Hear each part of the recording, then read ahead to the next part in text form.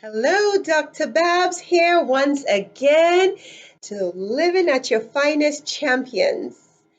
Yes, we have a wonderful topic today. I'm sure you might have heard somebody in your life or your physician ask you, what are your numbers? Yes, what are your health numbers? It's also known as metabolic markers. So today we're going to dissect what those numbers mean. I'm really excited about this because we get an opportunity to empower ourselves with information that can help us in the long run. These metabolic markers actually serve as a predictor of our health. And it kind of measures if we're prone to certain diseases. A lot of these diseases are unfortunately silent killers. So the more that we know about these numbers, the better it is for us.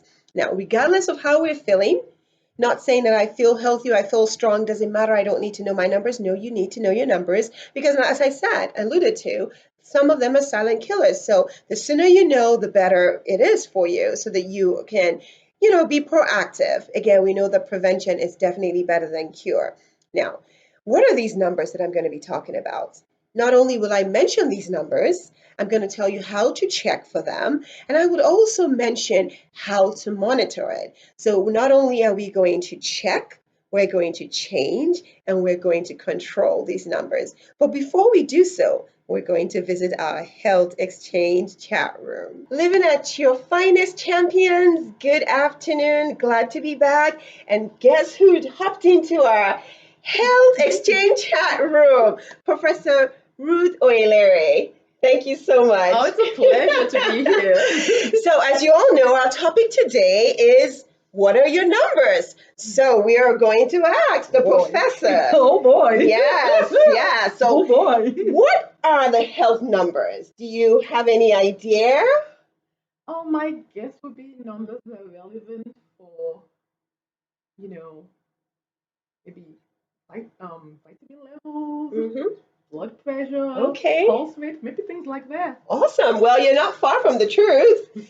I'm sorry that I put you on the spot, but we're all about women empowerment, living at our finest health. So yeah, not far from the truth at all. I like that you said blood pressure. So that's definitely one of the numbers. Other numbers that we have is checking your glucose, checking your cholesterol, and also your weight. So those are the four big numbers that we need to know as women to live at our finest health. So another question. Blood pressure, you said. What is blood pressure? And do you know what the normal blood pressure is by any chance? Well, I know there are two, but there's the diastolic and the is it systolic. I mean, I'm not a medical like that. person, Like that. But I know there are two of them, Okay. and then one of them, I think shouldn't be above like 120 or so, and one should not be above 80 or 90. I know that, Okay. yeah. So I know that when it's above 120, it's like you're now getting a little bit high, Uh-huh. and then if it's above like it's 80 or 90, you're getting a little bit high, and then it gets worse as you begin to progress. Brilliant. Yeah. You're not just a professor by name. You're a brilliant, intelligent professor that is empowered with knowledge. So, yes, let me dissect that a little bit. So, systolic and diastolic. Oh. Systolic and diastolic. And I'm sure you're not going to forget it again, right? Systolic and diastolic. Diastolic. And what we mean by that, systolic is the top number and diastolic is the bottom number. Okay. And that just talks about how blood flows through the arteries, how the vessels. And so blood pressure, the normal, like you said, 120 over 80, it needs to be within that range. Anything higher than that, you're getting into the danger zone. But for the purpose of this, it's really just focusing on what your numbers are. You do need to know what your numbers are to monitor those because, again, we've heard that blood pressure is a silent killer. So you're not going to know what those symptoms are, but you do need to know what your numbers are so that you know when you're in the red zone. So let's hop into sugar. Blood glucose. That's another number that we have to monitor. So what do you know as a normal blood glucose? This is the one that I don't know what the normal is. I really don't know. Okay. At all in terms of what the normal range, what's above normal range. I do know that if it's beyond the particular range, it's that you're getting like pre-diabetes and then diabetes. There's a range for that, but the normal range, that number I don't have. Okay, well, that's why I'm here. I'm here to educate, right? We're here to live at our finest health. So definitely sugar is good But excess sugar is not good. And when I say sugar, I'm referring to glucose. So that's how it converts in our bloodstream. So glucose gives us energy, makes our cell work the way it needs to. But what happens is that when we have too much glucose in the bloodstream, it just clogs up that blood. So it's not good for us at all. But the normal number, as you had said, you mentioned some words, pre-diabetes, we want it to be between 5.8 and 6.4. And we're talking about the Okay. A1C. A1C, what Yes. A1C Yeah, stand? good question. So A1C is just what we use to monitor the blood glucose. And it tells us, so what happens is that it's made up of a cell, and how much glucose attaches to it over a 3-month period is what you measure as the A1C. Because the lifespan of a cell is 120 days. So that's why we say 3 months. So you check it every 3 months. And we want it to be less than, like I said, less than 5.7, 5.8 you see in a few places, then you're in the safe zone. But if you're anywhere between the 5.7 and 6.4, then you're considered as prediabetes. If you're outside of 6.5%, then you're considered diabetic. So that's the A1C. We definitely need to monitor that if we have a family history of diabetes, or if we have our sugars are high, maybe randomly we just check our sugars and they're high, then we need to check the A1C. Now we have two more numbers to check. Now, what do you know about cholesterol and what Oh, okay. numbers should that be?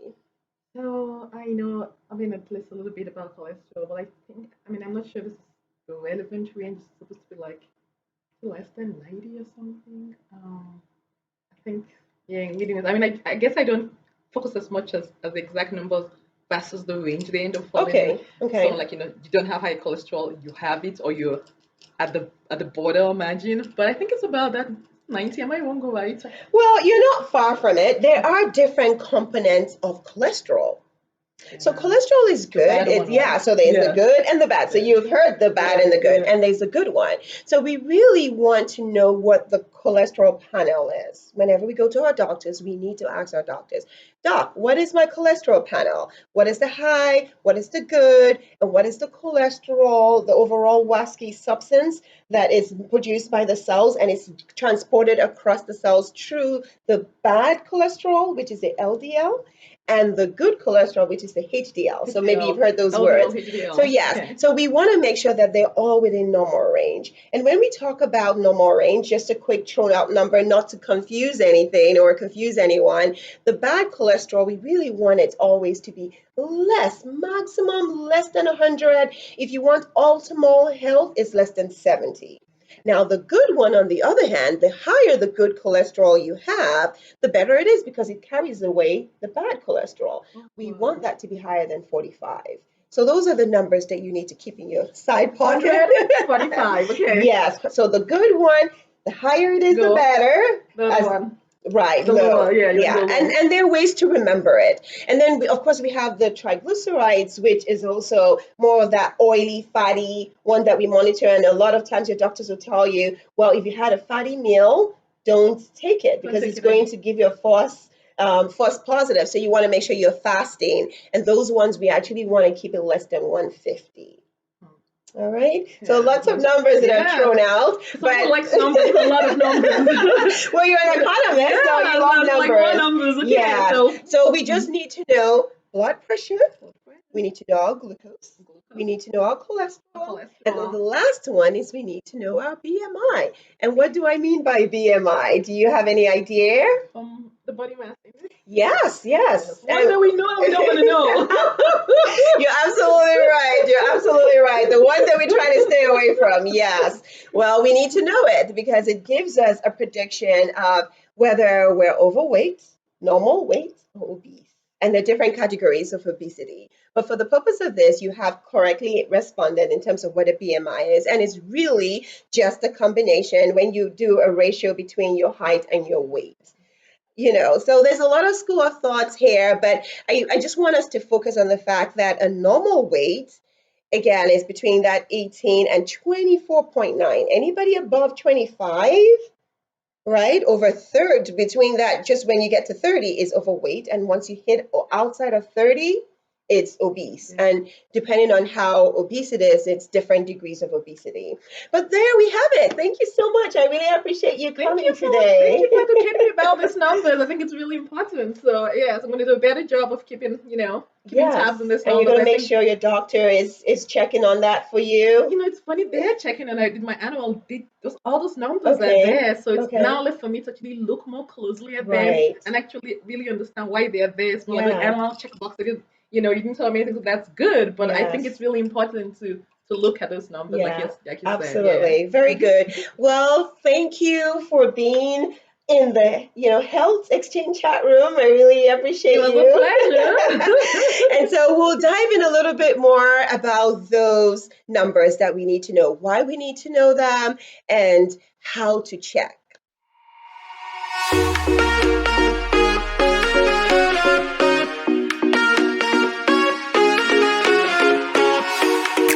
The markers that predicts chronic diseases. Let's start off with blood pressure. Now, you heard when I was in the chat room with Professor Oyelere, we talked about blood pressure being one of those key numbers that we need to be familiar with. We all need to know our blood pressure. We must not be afraid of it. We need to know our blood pressure because it tells us how our heart is functioning, how it's pumping blood through the different organs of the body, filtering to the heart, getting the oxygen back. So it's a whole process. We need to understand how that runs. So knowing number one, as you get older, those arteries, they do get clogged up. They can get hardened. So it means that the pressure might become even more high. There's more resistance. So imagine the flow of blood just smoothly. And then when the blood pressure becomes heavier or higher, I should say, it begins to slowly tap, tap, tap, hit, hit, hit, hit, hit. And as you can imagine, pretend that this is the vessel, the lining of the artery. It damages, right? So that's why blood pressure is so important. We need to know what number our blood pressure is running at. So we talked again about the systolic and the diastolic. The top number, the bottom number needs to be less than 120 over 80. Now, you even need to know more so if you have a family history. So if your mother, your father, family siblings rather have high blood pressure, you need to be aware of it. You need to be aware also that not only genetics affect your blood pressure, but what we eat, our diets. Unfortunately, if we eat a lot of salty foods, it carries on sodium along. It carries on water rather.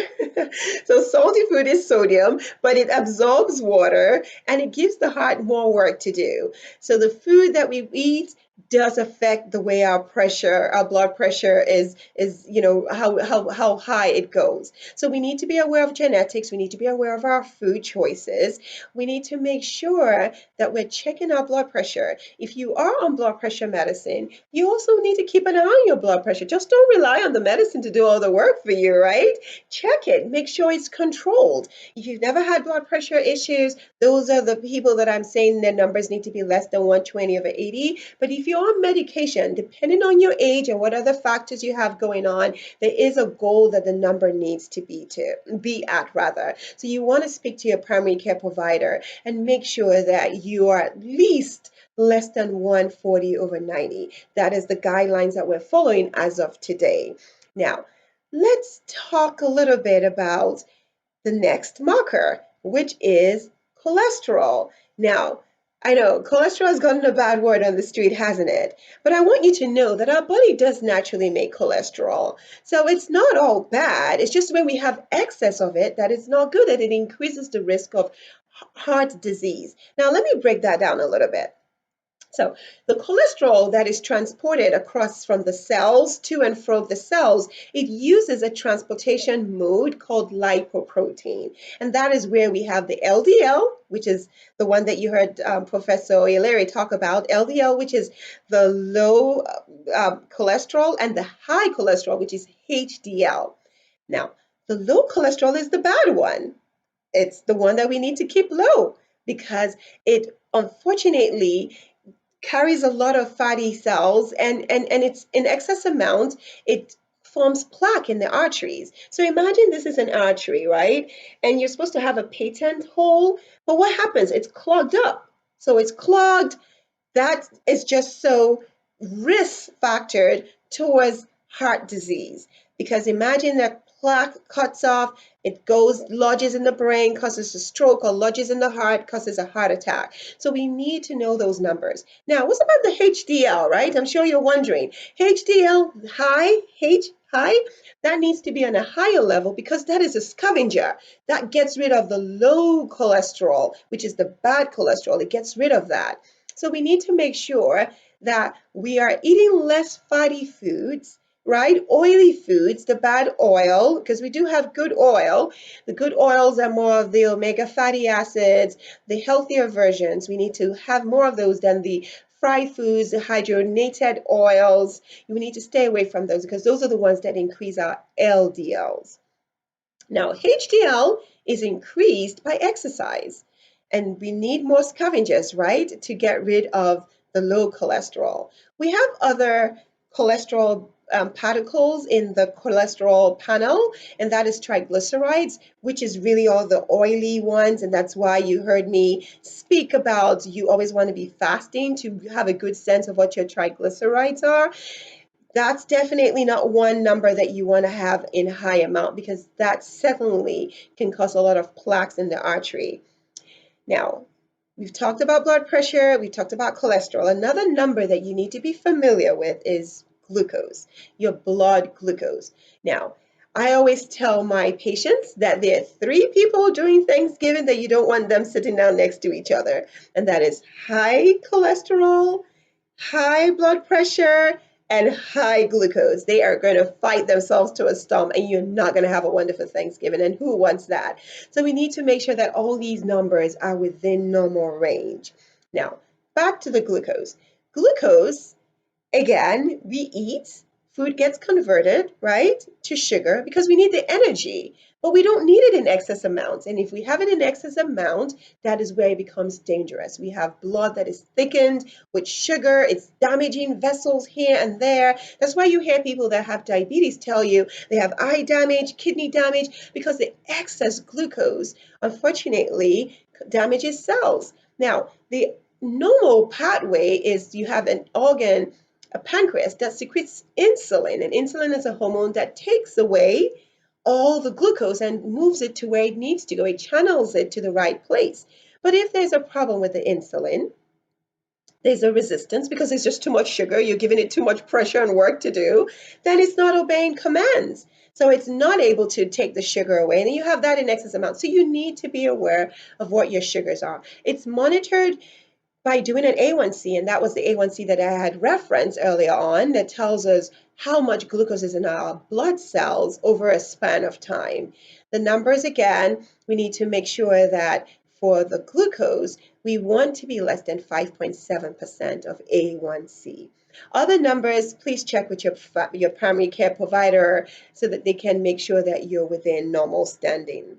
Now, last one is weight. I know that's one topic we don't like to talk about, our weight, but we need to keep track on that. Now, I'm not saying dwell on it because I will focus more on whether my clothes fit me, because if we're big bones, some of us African Americans are more big bone. I know I am more big bone. So when I weigh, I'm confused about how much I weigh and I don't look it. So depending on our genetic composition, the BMI might not be completely accurate, but it serves as a guide. So we need to pay attention if our clothes fit, if our waistline is getting bigger, things like that will overall tell us. And again, because you see the scale today doesn't mean that it's just what you did today. It could be, maybe you ate a lot of salty food, so you absorbed fluid. So you need to take all of that into perspective. Now, you know the numbers you need to have, right? How do you check it? So when you go to your doctor, you need to ask. They will draw a blood work. A blood test is the one that you will get for your cholesterol, preferably fasting, meaning that you haven't eaten for at least 8 hours. And then you get that done, and they will check and will give an accurate value for you of what your numbers are. You'd also need a blood test for your sugar, your glucose, the A1C. Now, as for your blood pressure, it's a machine. right? The machine most of you are familiar with, it will measure the systolic and the diastolic and give you your range. Now, the weight, you just need a good old scale to tell you where you are. You need a tape measure rather to measure your weight so that you know when you're beginning to become fuller. I know I use that as a guide that helps me. That gives me a sense. I probably prefer that more than the scale because that way I know if I'm gaining weight because the scale doesn't always give you a good average in the moment. So there you have it. I've talked about what those numbers that you need to be empowered with to help you live at your finest. I've talked about what those risk factors are. Family history is a big one. The food that we eat, lack of exercise, those are all big ones that we need to pay attention to. I've talked about how we check them.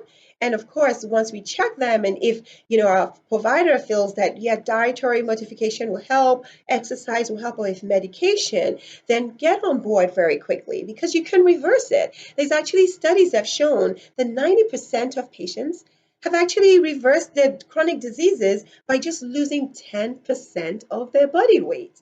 Yes, yes, absolutely. I have been able to, from previous experience over 12 years ago, come off blood pressure medicine because I paid conscious effort to my weight and what I was eating. Now, that is not a decision you want to make on your own. You have to have that conversation with your primary care provider. But it's very important for us to understand today that we need to know the numbers and we need to live at our finest health by empowering ourselves with knowing what these numbers are and talking to our primary care provider and advocating for ourselves.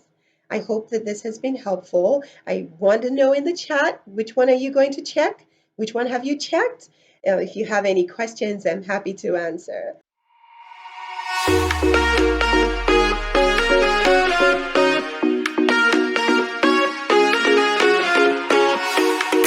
Welcome back to Ask a Question. You know I love questions. So I have one all the way from Nigeria. Let me read it out. Looks like I have a few. Yes. So my first question comes from Miss James. What age should my husband get a prostate scan if there's anything like that? Well, good question. Thank you. Now, a prostate scan, and I'm thinking you're probably referring to an ultrasound. Now, for African American male, they're actually more at risk for prostate cancer, especially if there is a family history. Guidelines have shown that in the past we were doing a PSA, which is just a test checking for antigen of any abnormalities with the prostate. So we actually used to check it at 40, but guidelines have changed now where you actually have to have that one-on-one conversation with your doctor to check for symptoms that are suggestive of prostate pathologies, or should I say diseases. And some of those symptoms would be just peeing and stopping, or you use the bathroom and you feel like you have to go again. We call that urinary frequency. And the other one I referred to initially is hesitancy. So you're feeling that you're just having poor stream. If you have symptoms like that, maybe you see blood in your urine. So there's several weight loss or back pain. There's several of these symptoms. As a male, you want to have that conversation at least above once you get hit past over 40, or if there's a family history, you want to have that conversation and see if you are a good candidate for a PSA.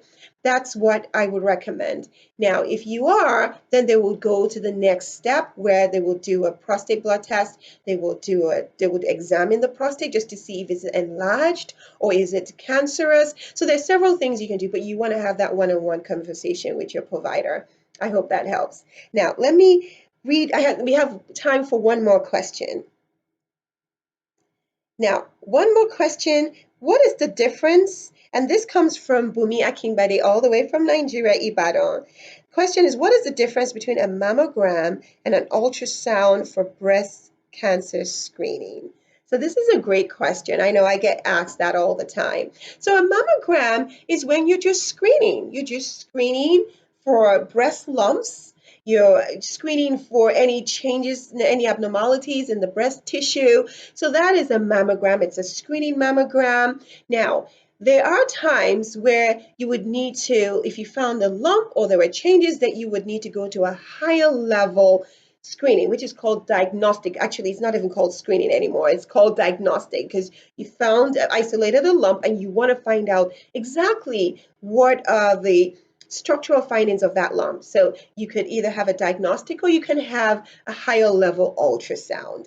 So I hope that has given some clarity about the difference. For anyone that doesn't have any symptoms and you're just doing a regular screening, you get that as a mammogram screening, and depending on your age will determine the guidelines that will be applied. So have those conversations with your primary care provider. I love all these questions. This means that we're empowering ourselves with knowledge so that we're strong and healthy.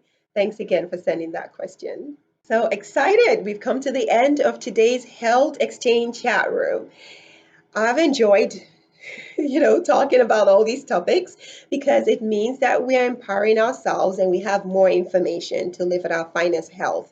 I want to know, which one are you going to apply today? Which one are you going to do? Which one are you going to share with your friends and family? Because sharing is caring, right? So we need to take action. We need to make sure that we're not afraid of these numbers. Prevention is better than cure. The sooner we know, the better it is for our health overall. So until next week, I would like for you to stay strong, stay healthy, know that you're capable of living at your finest health, and you most certainly deserve it. Take care and God bless.